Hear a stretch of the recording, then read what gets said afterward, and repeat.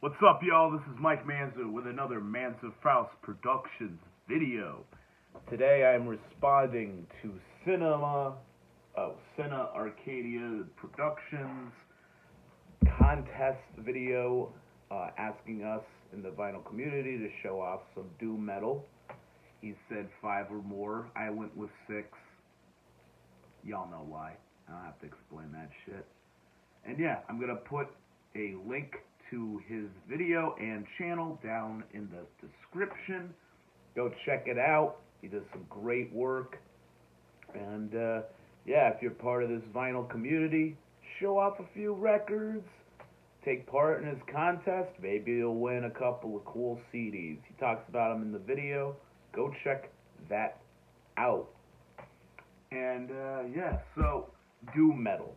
You know, like, I grew up a massive Black Sabbath fan. I adore Black Sabbath. I think they're like one of the best bands of that early heavy metal. Like, you could argue they invented heavy metal.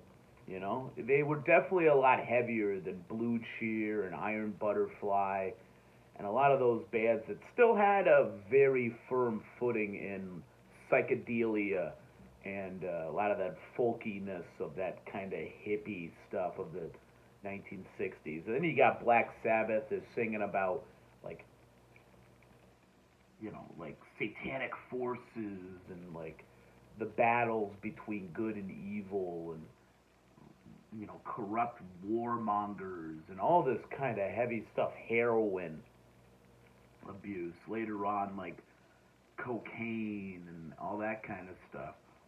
And it was like a giant force in the early heavy metal scene. You know, you talk about a lot of that early stuff. It's more towards like hard rock still. You got bands like Deep Purple, Led Zeppelin, Mountain, all that kind of stuff. Still sounds pretty heavily footed in more of like a classic rock, hard rock kind of template. Later on, you know, you get more of the pure heavy metal bands like Judas Priest and Iron Maiden and that late 70s stuff, and bands like Motorhead would kind of borrow from biker culture and punk rock and even like forms of glam and like all this other kind of stuff and really like put that into like the metal kind of ether. But Sabbath was really like ahead of the pack at all points. Probably the best material of the 80s when they got Dio on vocals. Like, they were just at like their, you know, peak in powers. And I even, you know, I'll even go to stuff like Born Again has some really good tracks. I love Dehumanizer. Some of the Tony Martin stuff I haven't gotten as into. It's just kind of not my thing. He's a little... I bet if I spent more time with it, I'd get more into it. It's just... gets a little bit weird. I wasn't too big on 13. I mean, it's a Sabbath album, and they tried to make it sound as much like the 70s material with Ozzy on vocals, which was cool. I respect it. I just didn't think the album really went anywhere, didn't do anything too interesting. I really did like, on the other hand, the Heaven and Hell release when they got Dio back on vocals. I think it's called The Devil You Know. That record fucking smokes, and that I was very impressed with. And, you know, they've had reunions and everything like that. But this video is not about Black Sabbath, so I'm sorry for that 5-minute kind of rant, or what, however long that was, probably 3 minutes. Felt like 5 minutes. So, doom metal really does come out of particularly the third and fourth records from Black Sabbath, Master Reality, and Volume 4. Now, people might argue Volume 4, but I mean, with songs like Cornucopia, and Super Not, you know, even Wheels of Confusion with that epic fucking intro, guitar solo, and everything like that. Snowblind, even though that's more so in like a kind of amphetamine, cocaine style kind of song. It's still like doomy and slow and kind of foreboding. Really, the album that everybody talks about is Master of Reality, and it was like the first album where Tony Iommi really tuned low. The first two albums, you know, he's tuned pretty low to deal with, you know, the missing fingertips and everything like that. Obviously, it was very painful to play in that situation. And as time went on, it got, like, deeper. But I think Master Reality really hit that, like, precipice of, like, how heavy it could be. It was probably the heaviest thing out at the time. And could go toe-to-toe with a lot of heavy stuff these days. I think lyrically it was a very powerful record. It definitely works as a great template for stoner metal and even desert rock later on. A lot of that like kind of neo-psychedelica stuff that still has a firm footing in like heavy doom-laden metal.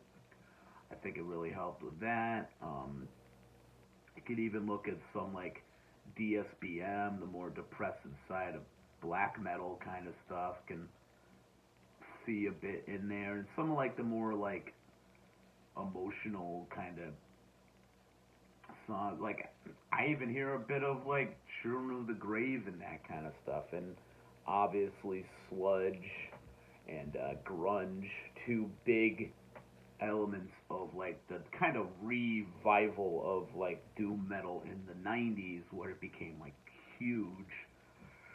You can really look towards those early Black Sabbath records as really like spearheading a lot of that kind of stuff. So I got a bunch, I got 6 records, gonna talk about them, and they go in chronological order to the best of my abilities, and kind of goes back and forth. There's a couple in here that are like obvious. I think I get the 2 most obvious ones out of the gate. Tried to dive into like some different regions, and got a modern release, at least like the past like 20 years. A few of these bands I've seen live. They're all like some of my favorite doom metal records, but I tried to pull a couple that are a little bit more obscure that I don't see as many people talk about. So, without further ado, first record is probably the most famous record in this bunch, and it's probably it's probably the best record this band has done. It's the definite definitive record. And this is a band that goes so far back, they almost like kind of rival Black Sabbath as far as like an American equivalent. That is Pentagram's Relentless. I believe this is from 1984. And this was a huge deal in the 80s. Pentagram had been around in the 70s, released some singles, and I think they had a full length, but none of it was readily available. A lot of this Pentagram stuff, I believe when this came out, it was still pretty hard to get a lot of their stuff. They didn't have a lot of long print runs. A lot of this stuff just wasn't available. And what's really cool about them is they really like had a kind of 70s aesthetic even into the 80s. In the 80s, you had a lot of this stuff coming up, like early on you had Witchfinder General and that sort of stuff, but you also had a lot of great stuff like St. Vitus, Candlemass, Trouble, stuff like that. You also had Black Flag putting out a lot of heavy stuff on, My War, Side B is a very important record in that kind of evolution of doom metal and like Sabbath inspired metal and into sludge and all that kind of more slowed down kind of evil stuff. And Pentagram came out of the 70s, so they had that real warmth, that 70s sound to them.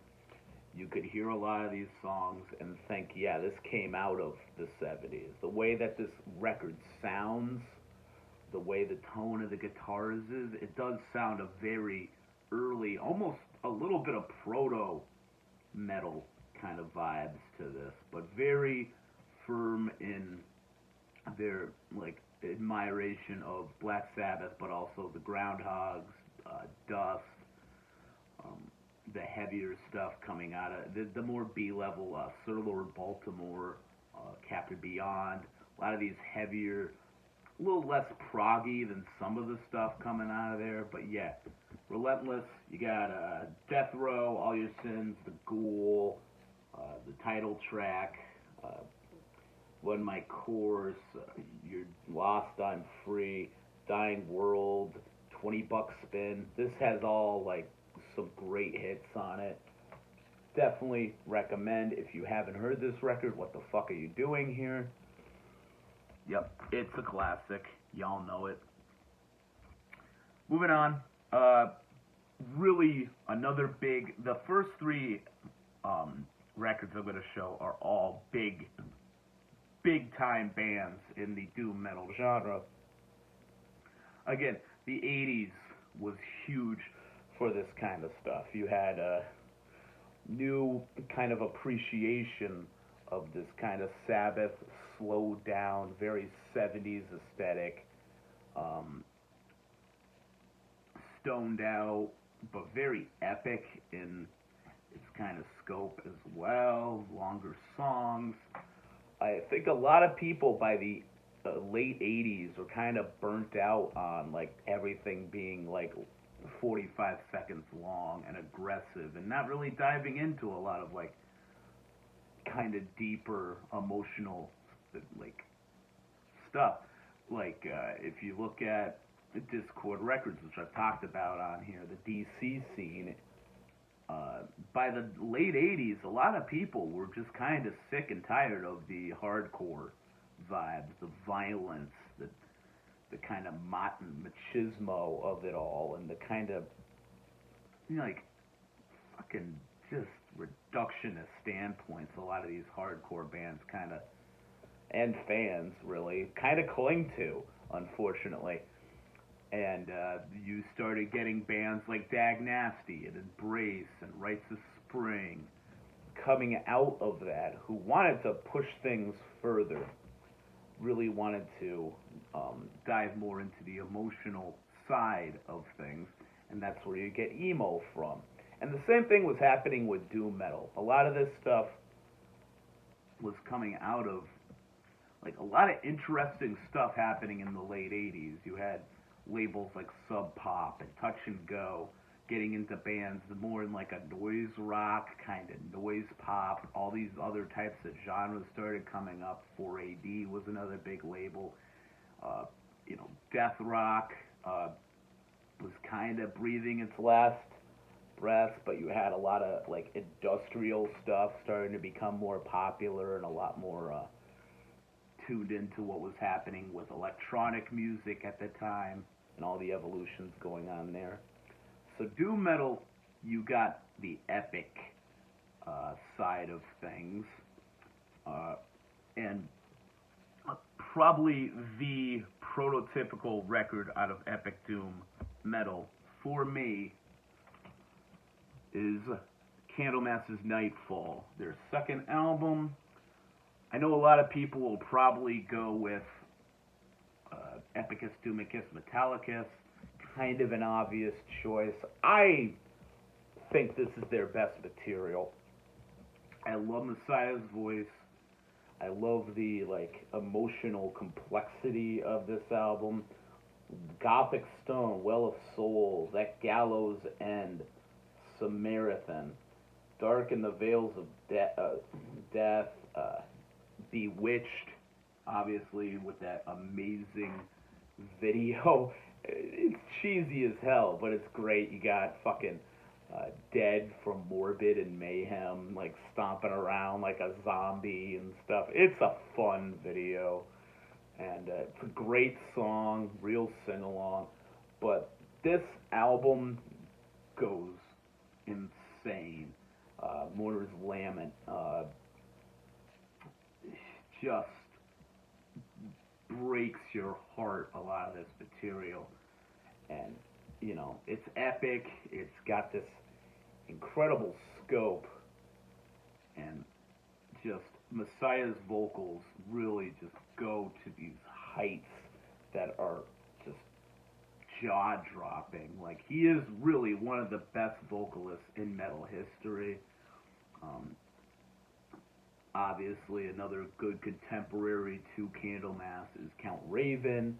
Very heavy, epic, little bit of medieval vibes to him. And, yeah. So, Candlemass, obviously, could not go without showing this. Just as a piece of bragging. This is an OG Metal Blade. We love it.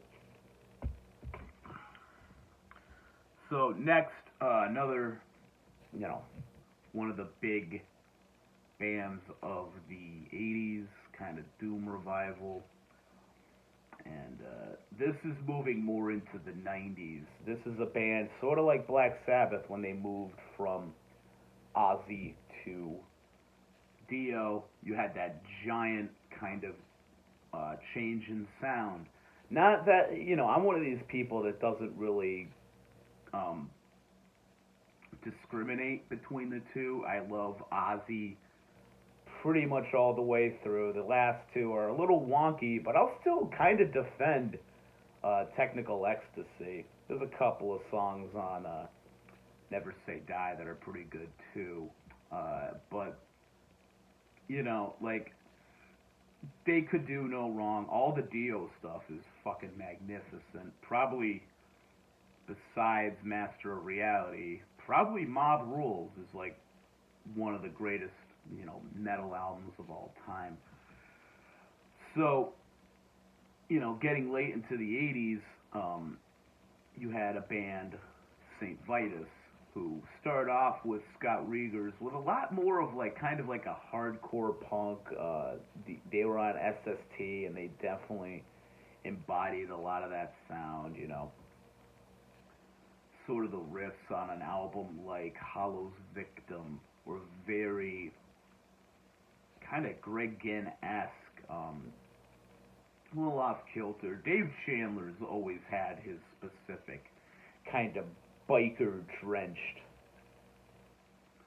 very, like, old school, like, late 60s, early 70s kind of, like, vibes to a lot of his playing. And he's stuck to it pretty much like the entire career of this band. And an album that I feel like not a lot of people bring up is a follow-up to like one of their like most hyped up records of all time, which is great, Born Too Late, obviously. But I wanted to spotlight one that's actually, I think this is like one of my favorites, at least from the Wino era. And Wino came in, and he had more of that kind of, you know, depressed, very, like, loner, standoffish, like, kind of darkness to him, very emotive vocal from him. You know, you had Regers, who's very theatrical and doing all this, oh, kind of things and stuff, very heavy in that way. But then you get Wino, who will just, like, tear your soul out of your body and just devastating lyrically, just telling these dark, brutal stories of, you know, life on the streets and, you know, drug addiction, alcoholism, you know, bad drug trips, and like, you know, the deep loneliness that a lot of people feel. And You got an album like Mournful Cries, and this is a fucking beast of an album. Just gorgeous songs. Dragon Time, Bitter Truth, Looking Glass, The Troll.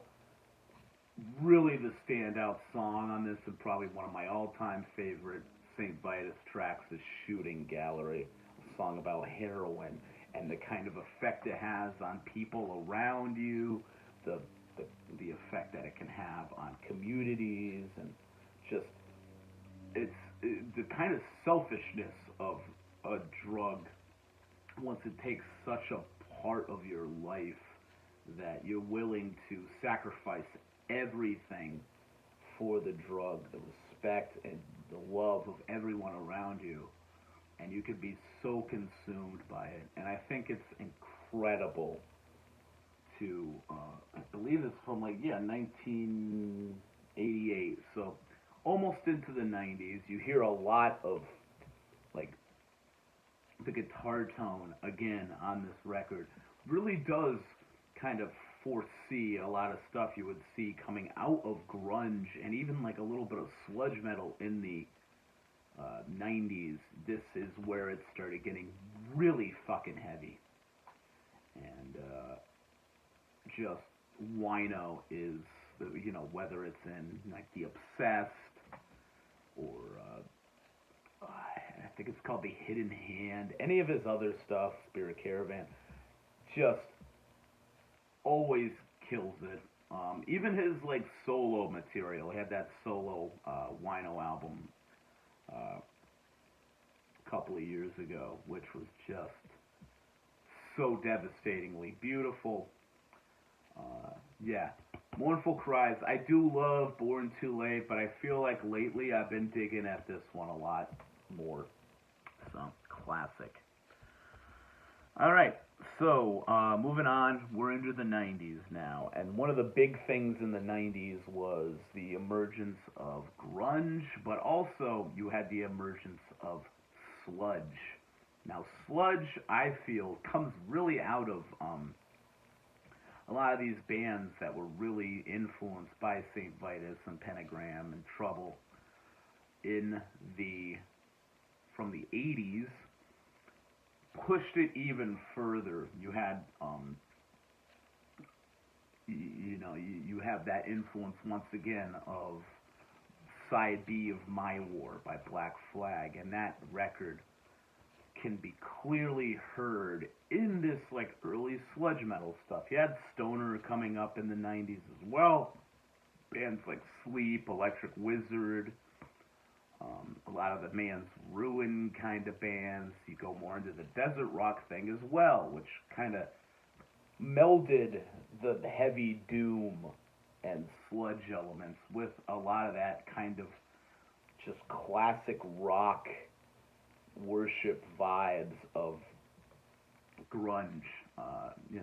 Grunge has very much been credited with reviving a lot of interest in bands like Black Flag and a lot of that hardcore punk kind of stuff. But really, you can look at it and see a lot of the emergence of influence from Thin Lizzy and Judas Priest and Blue Cheer, a lot of the early metal stuff, Deep Purple, Led Zeppelin, all that kind of stuff, which was mostly seen as dinosaur rock by that point. But you can hear bands like Nirvana, Alice in Chains, Soundgarden, all those big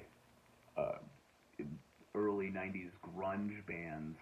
You can hear a strong influence from Led Zeppelin and all these great early 70s bands. So sludge really went deep into the muck. It was a lot more depressing. It was a lot more nihilistic. There was a lot more of this kind of the dark side of the 90s. You're dealing with a lot more of a punk rock nihilism, but at the same time, this stuff is just guttural and vicious and like I said with Saint Vitus, it just got to this point where it will tear you apart. Any of it, you know, you had a lot of these bands that were very prolific in this time.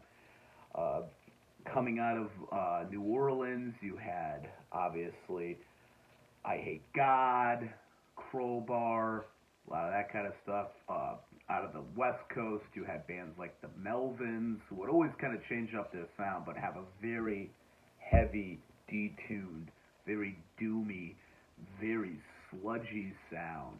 A lot of bands were taking from that. And probably my favorite band out of all of it, even though I do adore I Hate God, they're probably like one of the best bands of the 90s for me. Still killing it. But I had to go with Grief. Come to Grief. Probably their, you know, seminal album. So, just devastating fucking shit. Earthworm, Hate Grows Stronger, Ruined, Fed Up, Come to Grief, Stricken. This shit is just devastatingly heavy. Grief features members of other bands at the time, like Disrupt. I believe they had a guy who would go on to Newthrush in here. You just had that heavy sound. Bands like Corrupted out of Japan had a lot of sound this wise, and they used to pump out a lot of records. You have a lot of their stuff coming out on more of the power violence kind of labels, like Slap a Ham and Action. Some great stuff.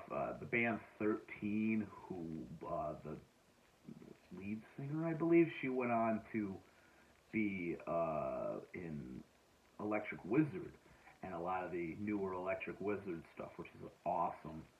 She could be heard on. And this is just an unbeatable record.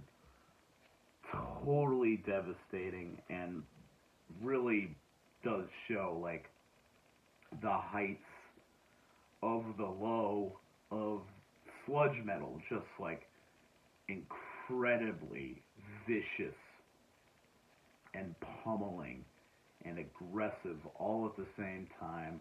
Just the muck of it is just so awesome. I love Come to Grief. A lot of these members came back as Come to Grief, and they're, you know, doing their thing. The later Grief material, I do really enjoy. I love Torso. I really do like Man Will Become the Hunted.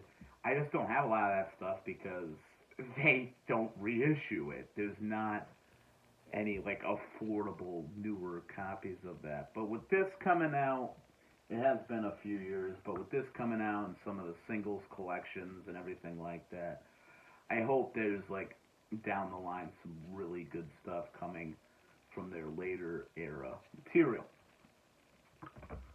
So, moving on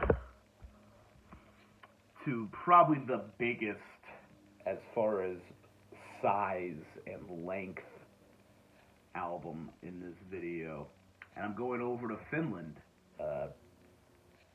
which has a very intense, kind of traditional but very rooted in a lot of that sludge kind of stuff of the 90s. You still have a lot of psychedelica to it as well, heavy stoner vibes, and get Reverend Bizarre with number 3, So Long Suckers, giant fucking 4-disc record, comes in this amazing box. Not much to show. You got the cool booklet. Never know how to show these. Some artwork, lyrics. You get a poster. You get this cool back side of the box, Doom What Thou Wilt. You get those heavy Aleister Crowley vibes. And this record is like everything I've talked about.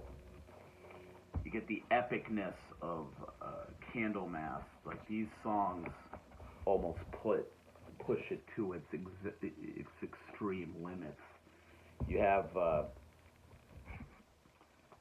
the first track is like 30 minutes. Yeah, it's like two different tracks. They use Dark Forces and Teutonic Witch kind of melded together, but damn, it's just this riff will get like stuck in your head like crazy.